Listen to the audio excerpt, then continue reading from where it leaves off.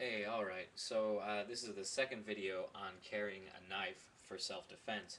The first one was on carrying a folding pocket knife. This one's going to be on carrying a fixed blade. Now in most states and most areas, you are legally allowed to carry visibly, let me move this for you, don't mind my stained up shirt, visibly carry a fixed blade knife. And let me show you the one I've got here.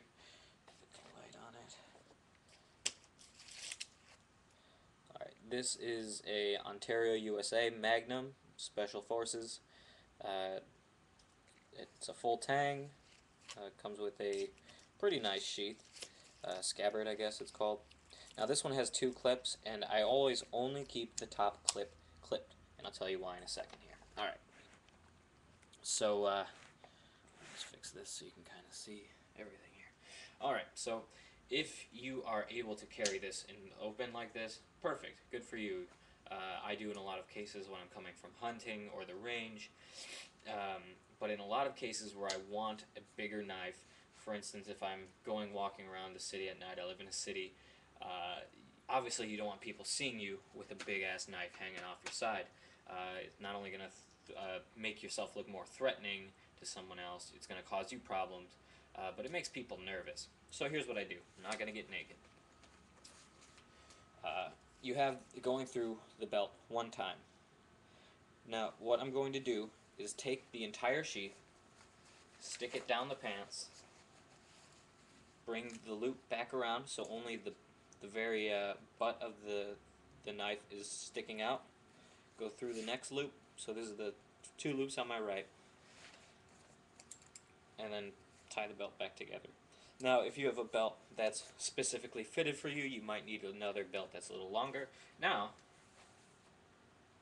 basically, it looks like I might have a weapon on my side, but if I'm carrying, or I'm wearing another shirt, same way I'd carry a gun,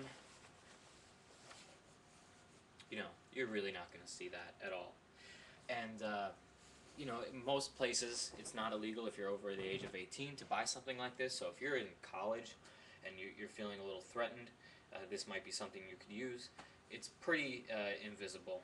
If you bend your leg, you can kind of see the end of it right here. Now, if you're ready, this is kind of like drawing a firearm, so this is technically good practice if you're looking into maybe getting a firearm. Clear the clothing out of the way. I have that little button, I snap, and it draws straight up. Oh, that was tight that time. Might have done the belt a little too tight. There we go. There we go. And just draw straight up. And then that has it out. And then it's actually pretty easy to sheath. I'm having trouble with it right now. There we go. But it pulls straight back out. And actually you shouldn't be worrying about resheathing it. If you end up stabbing somebody, you're calling the police and you're putting that on the ground. But yeah, I think that's a really good option. If you can't afford a firearm, you can't use one, I'm going to have to redo this. There we go. To keep yourself protected. Now, again, be careful you don't stab yourself in the leg or as you draw up, slice yourself. But having this on your side at night could potentially save your life.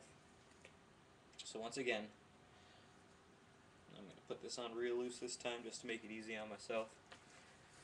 Carrying, you come along a problem, pop the button, I didn't have it unbuttoned, and there you go, you have your knife. Now, using this knife is going to be pretty similar to the other knife. You're always going to want to come to the inside, never slicing from the outside like this. You're not a ninja. Also, you know, turn it inside like that, you got a little more deadly. Now, there's also debate, I should have said this on the last video, on how to hold the knife. I never recommend holding it with a solid fist.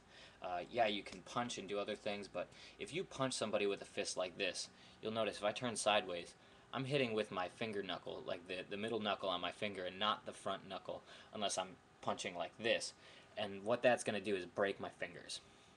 So I always recommend putting your thumb, the base, grabbing it like this, and getting a comfortable grip on it and tight grip. And that way, you got this, and it's not going to pop out of your hands. Let's talk about this for a second. Um, this is great if you're trying to stab like this. If you put your knife backwards in the sheath, you could pull out like this. This way you have more of a chance to stab yourself, and here's why.